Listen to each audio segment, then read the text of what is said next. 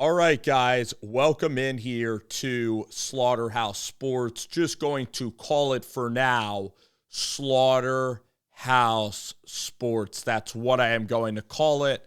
I know that I haven't been uploading a ton of videos lately, but I want to try to do maybe one video a night or maybe two videos a night, depending on how discreet the news is for that specific day. But we're going to spend, and each video should range around 8 to 15 minutes. We are going to spend time talking about one of the biggest coaching searches in the history of Nebraska football. That is what we are going to talk about right now. So we have, I believe, maybe 3 candidates in the running, but we're going to talk about 2 major candidates, and that is Lance Leipold of the Kansas Jayhawks, and Mickey Joseph of Nebraska football, the interim head coach right now. Let's talk about Mickey Joseph. Let's talk about the positives of Mickey Joseph's. Then we can discuss the negatives. And again, I want to see your comments in the comment section. Do you prefer Mickey Joseph or Lance Leipold? And of course, it's very early to tell, but we're kind of previewing the tale of the tape, discussing what Mickey Joseph might have to do if Mickey Joseph will be the next head coach of Nebraska football. So Mickey Joseph, he's a charismatic leader. He's a guy that's kept this locker room together through absolute dire circumstances. I mean, Nebraska, with Scott Frost, their record was like 15-31. They lost all of those one-score games, all of those one-score battles. And he has done a spectacular job of keeping the guys engaged and keeping everybody excited to work. He made a very controversial decision to get rid of Eric Chinander, who a lot of the defensive guys really liked Chinander. And Chinander did a really good job over the past 4 years. Just this year with all the new transfers, it wasn't working.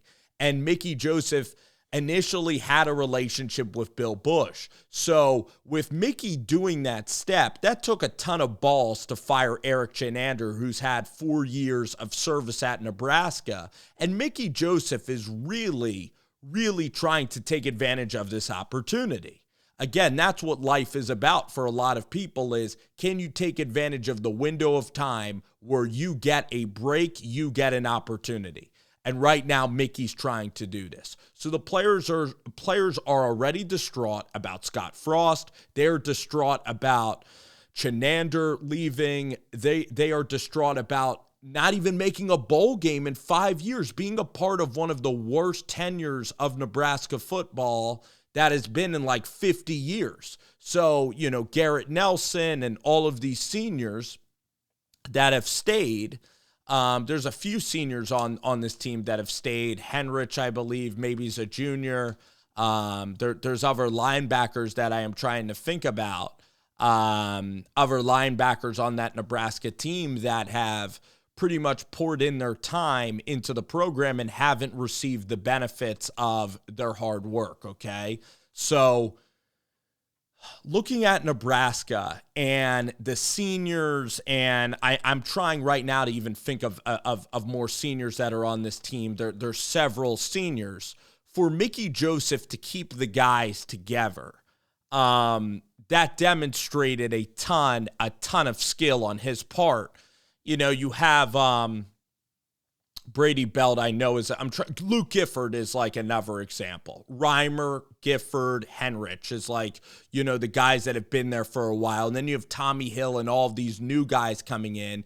And Miles Farmer's been a senior as well. He wasn't playing all that well. And then you have now this guy from Mississippi who made the game-clinching interception at Rutgers. But what Mickey Joseph has done so well is he's kept everybody together. And during the bye week, they went through tackling. The team just got drilled by Oklahoma. They lost to one of the worst Northwestern teams ever. Georgia Southern beat them like a drum and put up 500 yards of total offense against Nebraska. So when Georgia Southern, a Sun Belt team, is coming in and hammering you and your defense has no clue how to stop anybody, where even Lincoln Southeast can line up against Nebraska and put up points, then you have a serious problem. And Mickey Joseph, through that bye week, he got his guys. This defense is totally revamped under Bill Busch. It was a spectacular job to put in Bill Busch, a guy who he had prior relationship with at LSU. Then in Indiana, the second half, they shut out Indiana in the second half. Rutgers defense, shut out. The word shutout and Nebraska football defense, if you told anybody after Oklahoma that this defense would not allow two Big Ten teams to score touchdowns in the second half, you'd think that's insane. But that's all a credit to Mickey Joseph. It's a credit to the culture that he's trying to build, to putting Bill Busch in that position. Mickey Joseph with time management has been excellent. He's allowed Mark Whipple to call plays, but he's also said to Mark Whipple, hey, we need to run the ball. We need to drain the clock. He did a great job of that Friday night. He said it would be a physical game against a Schiano team, and it was, where Indiana was more, you could spread it out, have more offensive numbers and statistics. Rutgers was a grinded out game. So Mickey Joseph is off to a great start. They're first in the West under Nebraska and Mickey Joseph. And Mickey Joseph's a guy who's from Louisiana that can connect with guys from other regions of the country with playing at Nebraska. They talk about Nebraska being a very tough place to recruit in Lincoln. Mickey Joseph can get guys from the South.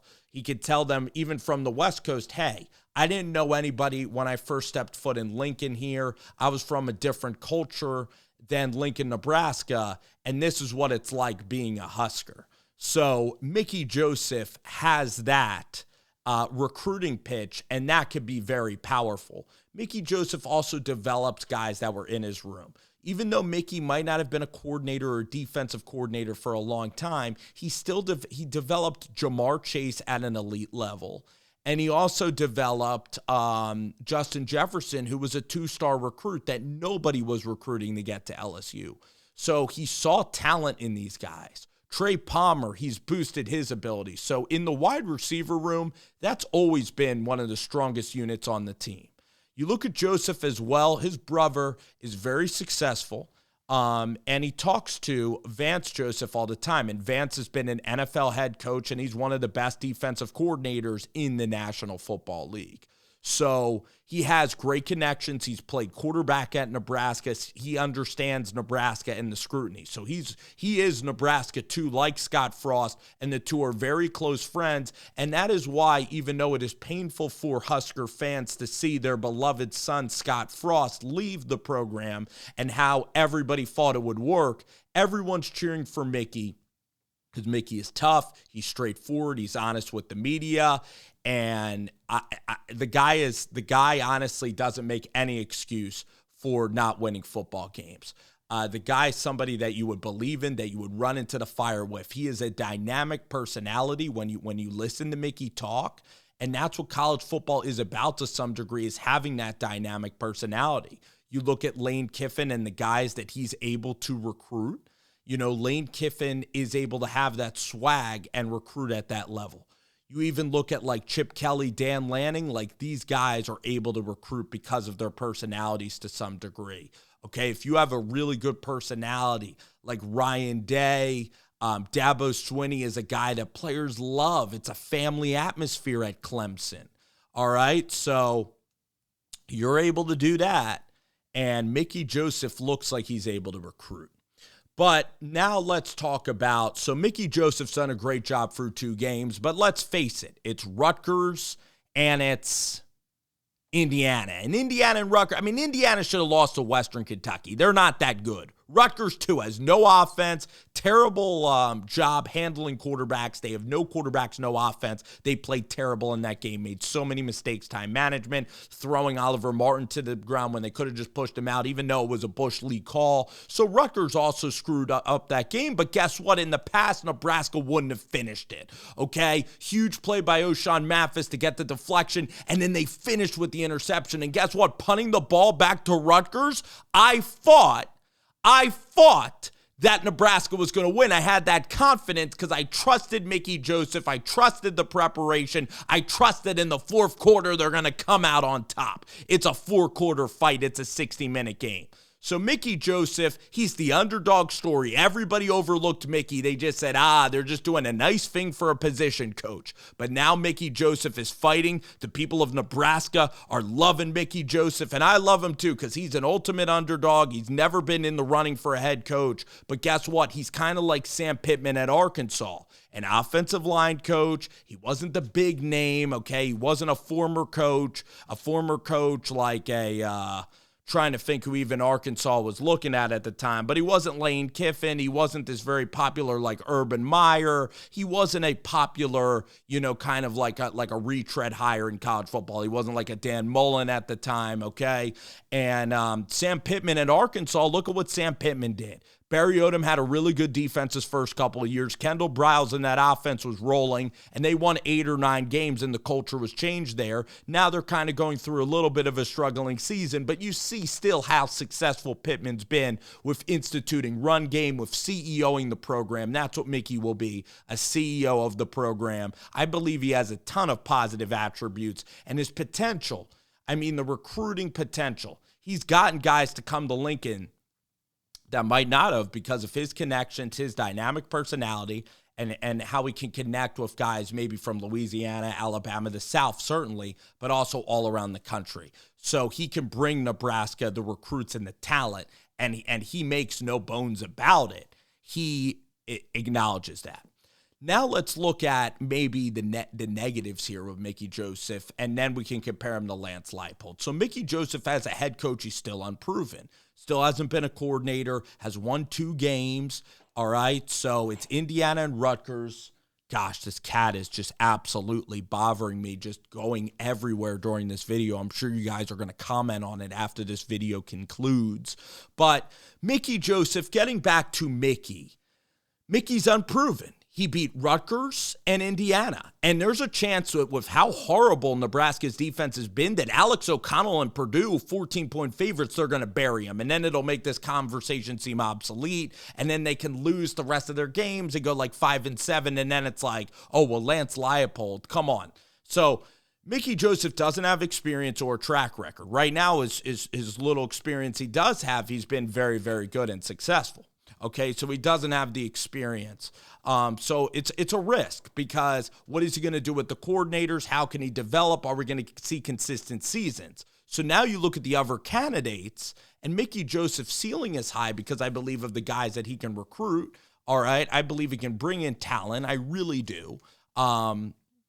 And again, someone argued with me today that that's not even proven. How's he going to bring in talent? He did at LSU. Could he do that at Nebraska? So it's question marks. But in terms of the culture, in terms of guys loving Mickey Joseph, the guys love Mickey Joseph. So he has the culture right. His game management has been spectacular. With Bill Bush, what he's been able to do with this defense and improve the team, right now, the improvement has been fantastic. So Mickey's doing an outstanding job, but still we don't have that large sample size. We're going to learn more. Now let's look at the other coaches. You have Lance Leipold. He's won at Buffalo. He's won at Wisconsin. He's won everywhere he has been, okay? He's winning at Kansas in a Big 12 conference, okay? So there's a lot of positive with Lance. Dynamic offensive attack. That's what Lance Leipold will bring, all right, to he's going to try to bring it to Nebraska. But you heard that before. You heard dynamic attack, and you heard that before with Lance Leipold. If this cat, he's going to break some glass or something. So you guys got to bear with me for 20 seconds. If we had a commercial break, it would happen right now.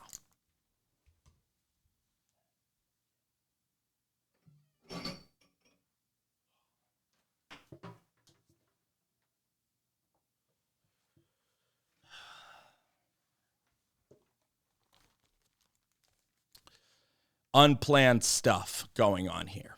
Unplanned variables, external factors, if you shall say. Anyway, we're going to talk about Lance. So Lance is great, right? The offense, the tight end play, Jason Bean, Jalen Daniels is a guy who only recruited by Air Force, 5'10", bazooka arm from Central Cal, gets him. Then Jason Bean comes in as well, and they don't miss a hurdle because Jason Bean could start at other places. The culture, the chemistry is awesome, and the offense is modern and is still bossing up Big 12 defenses. Now, I think Big 10 defenses are going to be better. I think Iowa's defense, Minnesota's defense, even Northwestern, and in the Big 10 West where they run the football, it's not as spread out as it may be at TCU or maybe playing Houston or some of these other schools like West Virginia that Kansas has played. West Virginia's defense is terrible. So he's still unproven, guys. He really is. Big 12 is not as good of a conference as the Big 10, and he hasn't played unbelievable defenses. But Lance can adapt. He has good offenses. There still is question marks because he hasn't done it at the Big 10 level. How is Lance? The thing is, he's a good recruiter, sure, and he does put his guys in position to succeed. He has very good temperament. There's a lot to like about Lance Leipold. He can run the football. He is winning in multitude of ways. Some games are defensive, some games are offensive. The thing I really like about Lance is that he can run the football, the quarterbacks are mobile, and he's modern. Even though he's an older guy, he has modern schemes. Modern schemes meaning a mobile quarterback, modern schemes meaning a passing game where they'll leak the tight end out, kind of like what Josh Heupel does, okay? The passing scheme, a lot of misdirection. So they'll run like a fake jet sweep like a Shanahan, and the quarterback will drop back to the right, and somebody will be leaking wide open to the left side of the field. So tons and tons of misdirection, explosive passing plays, and a zone scheme of running the football where you don't need the biggest lineman. You're not running 1980 style archaic in between the tackles. You're pulling and doing inside and outside zone schemes where you're running back in outside zone. You could do it with smaller offensive linemen, and your running back has an option to either follow the zone blocking where you just need to get in the way as a blocker, or the guy can cut it back. So the offense is beautiful to watch. Now in the Big 10 against slow plodding teams, will that style be effective? Because at UCF, Scott Frost was awesome as well. He was in the American Conference. The Big 12 is a little bit better than the American Conference. So that's the thing with Lance is he's coaching the Big 12, which is a good league. It's a good league. It's not the SEC level. That's probably the only insult about Lance Leipold. And then maybe it would be how can he recruit? How many, he doesn't have a lot of experience at Big 12 level. I think Lance Leipold is really solid. So, and then the question is Lance Leipold going to go? Because Kansas football put $330 million into their football facility. All right, guys, they put $330 million in the football. So Lance Leipold's a safer answer. All right, he's coached longer. He has that discipline. He's taking Kansas football, which was literally one of the worst jobs in the country in a Big 12, still a Power 5 league, and now they're rolling on all cylinders. Okay, he's a hot name, but he's a hot name for a reason because he's done an incredible job. And Mickey Joseph, the players are buying into Mickey Joseph. I think for Mickey to get this job, I believe that he almost has to win the West. And if he wins the West with all the momentum, the fans are all in, even if Lance Leipold said he would come, Mickey Joseph then is going to carve out such an incredible identity with Nebraska and be off to such a rousing start that recruits are going to want to come on board, and Mickey's then going to maybe prove that he's going to be the guy. And then as the AD with so much momentum, you're just not going to get rid of Mickey Joseph. So it's interesting. Who's better long-term? If Mickey does great, is he still better than Lance Leipold long-term? Lance, to me, if you had the two choices, it is kind of unfortunate, but I would side with Lance over Mickey, but I really like Mickey right now. And then if Mickey gets to the Big 10 championship, what he could do better than Leipold is maybe recruit.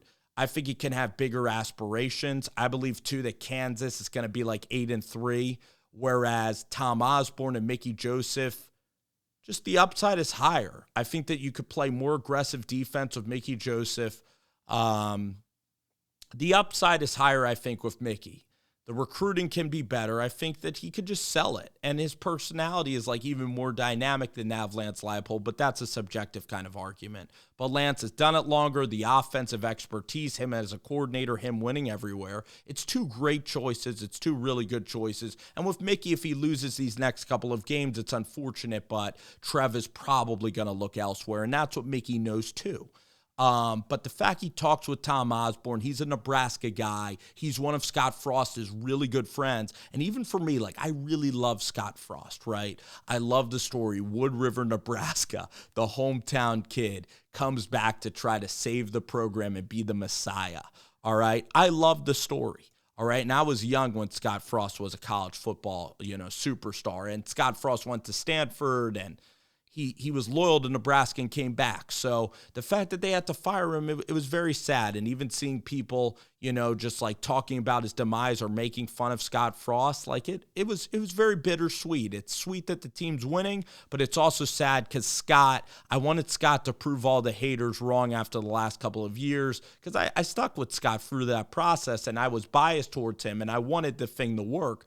But the fact that Mickey and Scott are still kind of friends and this is still kind of the team, and Mickey and Scott, like Scott hired Mickey and they still talk, like that's soothing to a Nebraska fan that's going through a lot of turmoil. And Mickey is just so much fun to watch, and he's an underdog for the reasons that we mentioned. Position coach, overlooked as a head coaching candidate. They think that, hey, he's just a wide receiver coach. He can't handle this huge program. It's the same as Sam Pittman with some position coaches. Cornerbacks coach, running backs coach, they often don't get their chance. It's usually offensive coordinator. You usually have to be a coordinator on that complete side of the football. But Mickey's showing, hey, there's great candidates out there. There's great coaches that can assume the role of a head coach. And Mickey has that demeanor. So it's going to be interesting. Does Lance even want to go? Then we'll talk about Matt Rule as well as we go forward. Let me know. What does Mickey have to do? To me, it's probably like winning 7 games, like beating Purdue, being competitive, trying to beat Iowa. I think Iowa's even an easier game than Purdue because of Aiden O'Connell. And the thing is, we'll see. And usually this stuff works itself out. I know I went a little bit over 15 minutes, but it was appropriate for this video. I hope you guys watched, I know the cat was a factor in the video. I hope you guys watched a decent amount of the video, and I hope you guys liked it.